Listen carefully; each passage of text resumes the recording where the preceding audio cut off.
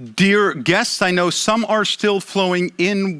We've had a slight traffic challenge, so there's a busload or so of people coming in. Welcome to the people joining us on the stream. My name is Charly, Salonius-Pasternak. I am a long-time, staffer of the Finnish Institute of International Affairs. Right now, I'm at the Nordic West office. Pleasure that you could join us online. Pleasure that all of you could come here, and especially that we are joined by Senator Ruben Gallego, Democrat from Arizona. As some of you noticed, there was going to be another senator here, but unfortunately, he was prevented from traveling.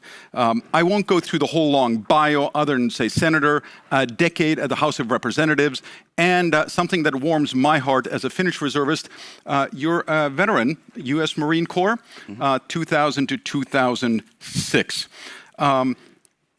Senator Gallego is also a friend of Finland, and I guess it's a shout out to how you got to be here is to Tytti Tuppurainen, who's an MP in Finland. She's unable to be here, though. Now, I'm going to start with a little bit of audience participation, which may be unexpected. So there's, as you might have gathered, a lot of concern about Trump administration's, what signals it's sending in terms of what it does, budgeting, and so on. You, however, spearheaded a letter with about a dozen colleagues just the other day, where you were challenging, this is a letter to both Secretaries Rubio and Hegseth, we're challenging the termination of the Baltic Security Initiative, among other things. Let me just quote one thing in the letter. It says, "This termination is a critical betrayal of commitments to our allies." I, again, think it's amazing that we have people like you to stand up and try to help and support allies. So this is where the audience participation comes in. Please, could I have a round of applause to Senator Gallego? Thank you. Now, could you tell me a little bit, since we're on the letter, what was the genesis of this? Why have this letter? Well, for me, it's just personal because I authored the Baltic Security Initiative. I was on the Armed Services Committee for 10 years. And at one point, it was the chairman of what's called the Baltic Caucus. And after reading some studies, visiting our Baltic friends, I realized that there was a problem, and that we in the United States could actually provide a very good solution here. And for many years, we worked with our Baltic allies and helped them coordinate, buy the weaponry they need, try to get them even more fully integrated in terms of their defense. This was something that started under Obama when it went into Trump 1 and then even into Biden, and suddenly it's just kind of the rug got pulled from him. And secondarily, I think it's a really bad message to be sending out right now, right? We need to be doing everything we can to reassure our partners. We need to reassure our friends across the Atlantic that we're here in the fight with them, that we have a long-term vision of joint cooperation. And we need to be sending a message to Putin that we are sticking with our friends. But when the president and the administration pulled that funding, it was not at a great time. It's at the moment and still to this day, Russia was being aggressive, overly aggressive, and what message and signals are we sending to Russia when we go and we cut this type of fund that is designed to deter them, while they're actually at the same time doing all the aggressive actions? That's not the message that we want to convey, certainly not in Congress. I don't know what the president wants to convey, though, so that's why I sent that letter out. All right, well, very much appreciated. So it seems quite clear that your view on European security is multi-layered. I mean, we're allies because of NATO politically, sure, but then there is kind of minilateral relationships. You also have bilateral defense cooperation agreements. Could you talk us a little bit through your views on institutionally and then in practice how you see European security look like from Washington?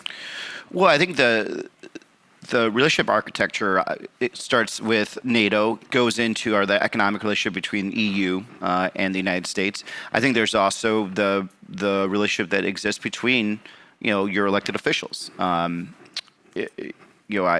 value a lot of the relationships I have, whether it's with my Baltic friends, parliamentarians here, parliamentarians from the UK. I think James is somewhere around here, a friend of mine from the Conservative Party, and I think that's the things that we have to continue to build on. This president's going to come and go, right? He's going to be gone in 3 years. The relationships, the institutions that have really welded us together for so many years needs to continue to happen, and we have to kind of continue building on top of that. And that's how you can really make it through these waves that we're having right now. Because right now this is a very difficult time. I recognize that, especially the way that I think we're communicating in terms of our relationship with Europe through this president. But I think the more we can layer on our relationships, the more likely that we can withstand these low points, so to call them. All right. So having also watched a little bit of local Arizona news, so if we have a President Gallego in 2029, what are the first things you would do regarding buttressing or strengthening the transatlantic relationship? What do you think should be done now? That's a good try. I think what every president should do in the future is, number one, we have to reassure our steadfast support that we will enforce Article 5. I think there is a lot of testing happening right now by Russia to see how far and deep our relationships and our trust is in each other. I think we have to have continue to have more cooperation in terms of defense production. One of the things that I think that could really integrate our both sides of the Atlantic is making sure that when we're producing our weaponry, whether it's, for example, the F-35, but any other type of weaponry, that it's kind of co-produced by both partners. That will, I think, continue to really bind us over time. I think the cultural exchanges really matter also. And really having a very clear alignment about where we want to go as a country and how, it's the United States, where we want to go as a country and how we need our European partners to be part of that future. And that future is pretty fraught. We can't deal with China on our own. We can't deal with a rising China on our own. We need to have friends all over the world, but especially friends that have alignment with us in terms of values, in terms of history. But the way that we're going about that right now, it's going to make it very difficult for us to have friends that are willing to kind of stand with us when, should something happen with China. Let's hope it doesn't. But these are the things that we have to really factor and think about. All right. I was going to ask about China before we go into deeper. You mentioned Russia has been testing us, and it's been kind of the talk of every panel so far this morning. We recognize that things happen behind closed doors, out of the view of the public. But are you happy with the U.S. response, politically, militarily, to what we've seen in Poland, Estonia yesterday? Too soon to tell? No, I'm not, just to be plain and honest. Look, I think Putin's a bully. I think Russia only understands strength and hard pushbacks. I think this president, President Trump, who's willing to basically push anyone around in the world except for Putin, it's just... I can't really comprehend what the thought process is. But Putin is testing not just us, testing him, testing President Trump. And it's just a series of escalations, whether it's the drones over Poland, the flyover here in Estonia. We'll see what recently came about through these cybersecurity attacks. Every day it's a push, and when we don't respond, it only encourages more and more negative action from Russia. And so the president and his administration need to figure out how to calibrate their response. So there is the political aspects of it, there's the public aspects of it, and there needs to be other levels of ways for us to respond to this rising escalation. I don't think we should go hot in any nature, but anything below the threshold of war should be on the table. And this administration is not even thinking in terms of those policies or that perspective. Right now, there is a bill, the Blumenthal-Graham bill, or if you're a Republican, the Graham-Blumenthal bill, whatever you want to call it. It has more than 72 senators that are signed on to. There's nothing that popular, by the way, ever in Congress. You could get 72 Democrats and Republicans to be supportive, and yet, on the orders of Donald Trump, that Senate bill still has not gotten to the floor. And a real message that this administration can send to Putin because of his overt actions is to send that bill to the floor, pass it, and start seeing the consequences of their actions. I mean, I think it would be great also because it would be a reminder to everyone on this side of the Atlantic, but also probably in Indo-Pacific, that there are things that the U.S. senior foreign policy establishment can agree on that should be done together. Yes, I mean, I think the problem is that there is just foreign policy right now stems from whatever the president thinks. It's not our kind of traditional statecraft. It's whether it's the feelings he has that day and how he feels the outcomes will do. And, he kind of looks at the world as if he's trying to develop another piece of property on Manhattan or Queens or wherever he used to do that. And he doesn't quite go by the rules that we understand, what we've always known. And I think that's why it really confounds everybody. And then within his own administration, you have two camps. You have your traditionalists, and then you have, I think, some of your isolationists. And whoever can get to him last is essentially what ends up being the policy decision of the day, which causes a lot of chaos, causes a lot of mistrust, all these things that I think both traditional Democrats and Republicans would want to avoid. And I think there's some good attempts at changing that. President Stubb has been great. He has opened a direct line of communication with the president. I think they have a very trusting relationship with each other. I think he brings in a very good perspective of being on the front lines of dealing with Russia. He's a really good golfer. That matters in this White House. I wish it wasn't the case, but it does. And but I'm glad that he's able to leverage that relationship in order for to move forward some of the policy agendas I think that Finland wants, but also I think a lot of us in the United States want too. Okay. So it has been reported that talking about strategy, the upcoming U.S. national security strategy, and this is again public reports, I'm sure you have seen the actual version of it, that it emphasizes domestic and Western Hemisphere as priorities. What's your view on this, or has it been over-reported? Is it a... I really hope that's not true. I think that'd be the dumbest thing that we could ever do. The existential threat to the United States isn't, drugs. I mean, drugs are a problem. They are destabilizing to the countries in Latin America. They're a problem in terms of our addiction and crime in this country, but it's not what would cause the eventual erosion of American influence and power around the world. It is a rising China. Our whole national defense strategy, our whole posture, when it comes to our basing, when it comes to how we buy our weapons, what weapons we're buying, what weapons we're buying for the future, are intended to stop a rising China, or to meet the demand of a rising China. If we're suddenly going to move our national defense strategy and say that it's going to be a Western Hemisphere focus, then there needs to be a real conversation, first of all, with the American public, because where is the $1.1 trillion defense budget going to be going to? Certainly don't need that if you're going after Venezuelan fishing boats. Secondarily, it would just be such a debacle on a scale that I think we have not done in quite a while, that it would basically announce that we are receding from the world, that we are no longer going to be the guarantor of democracy and our alliances. I can't believe that they're going to go. I hope that's not where they're going.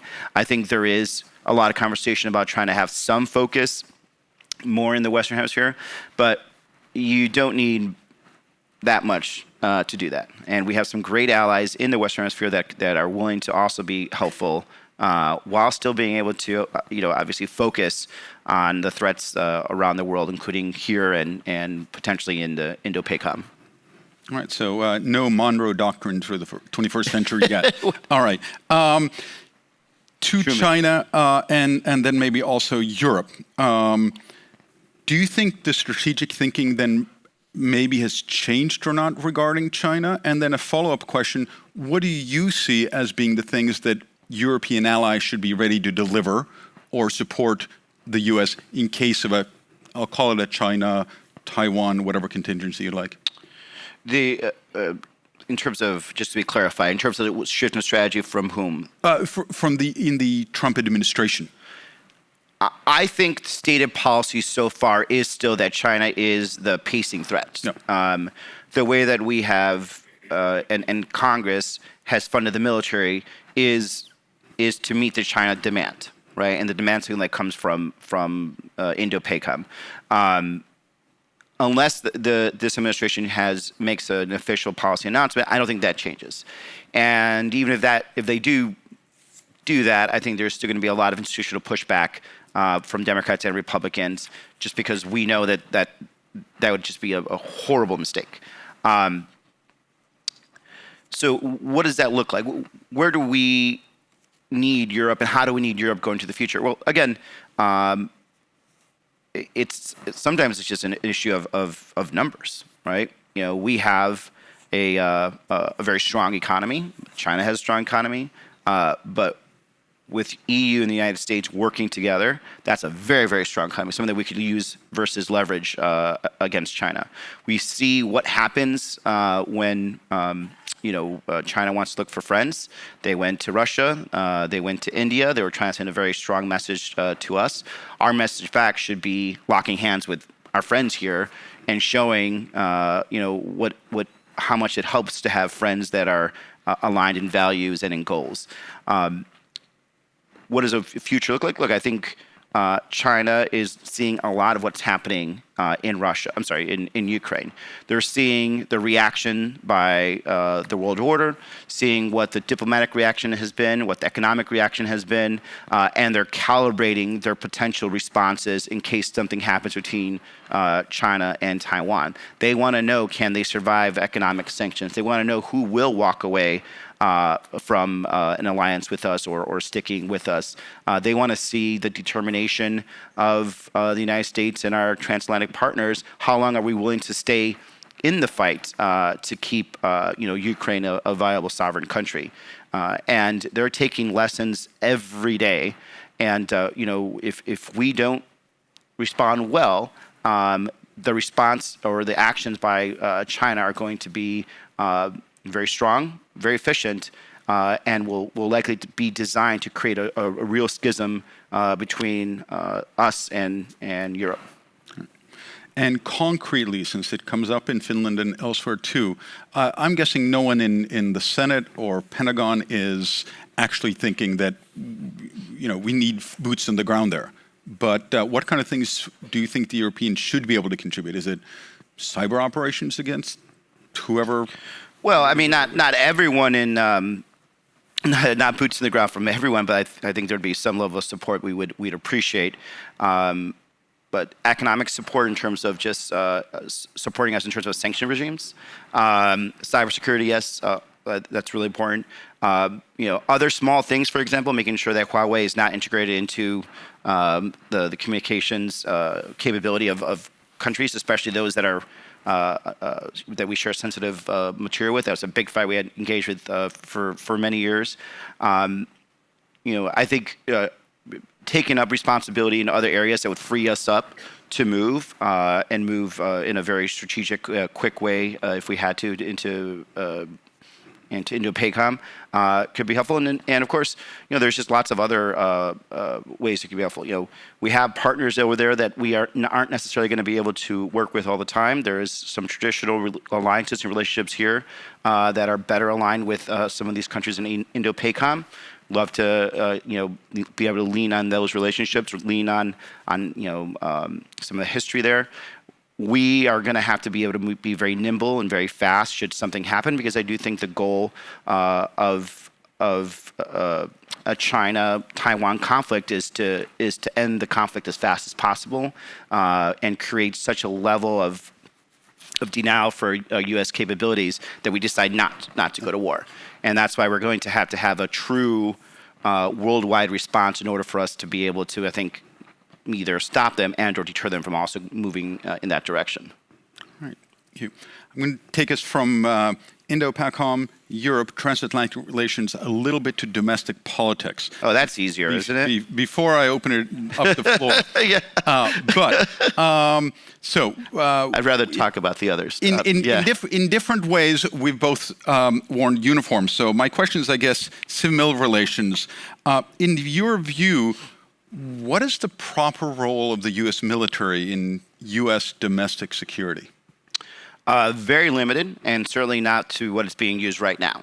By even like our own laws, there is nothing that gives policing power to U.S. military. Right now, the president is actually towing a fine line, and maybe many of you do not notice, but he's using the military in places where he is allowed by law and or close enough that it's hard for him to get struck down.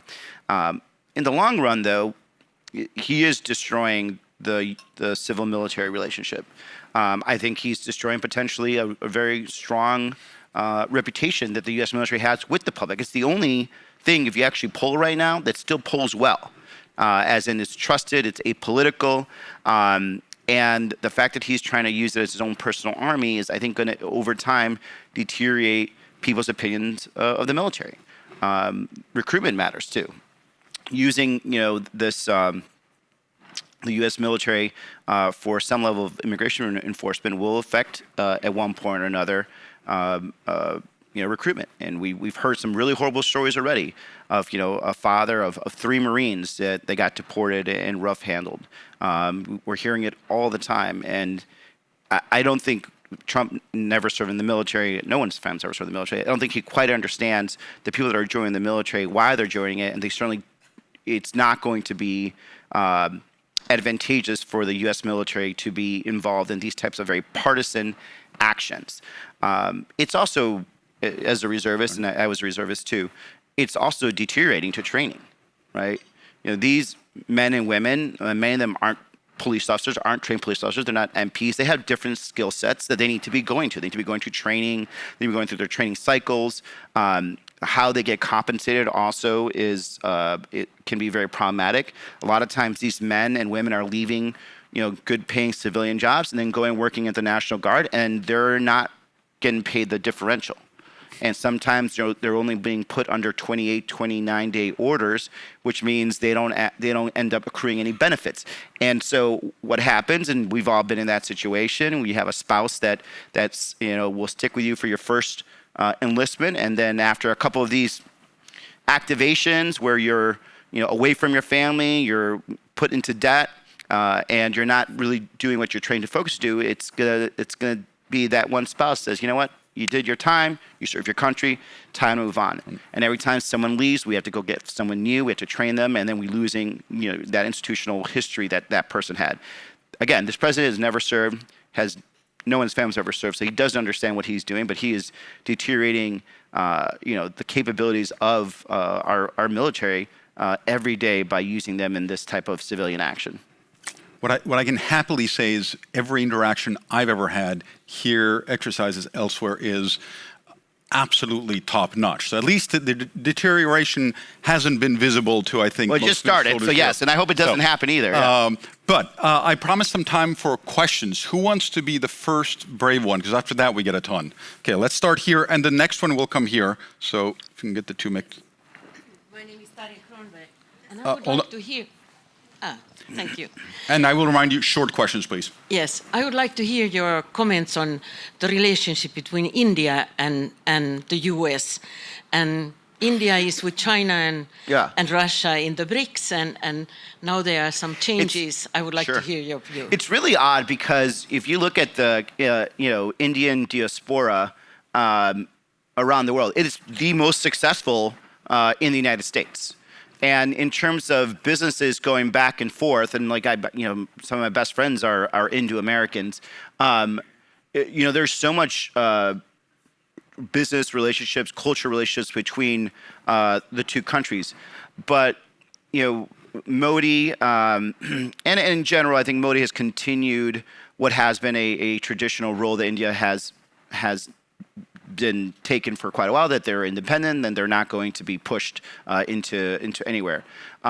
Trump's relationship, or when Trump tries to do international relations, he bases it all on personal relationships.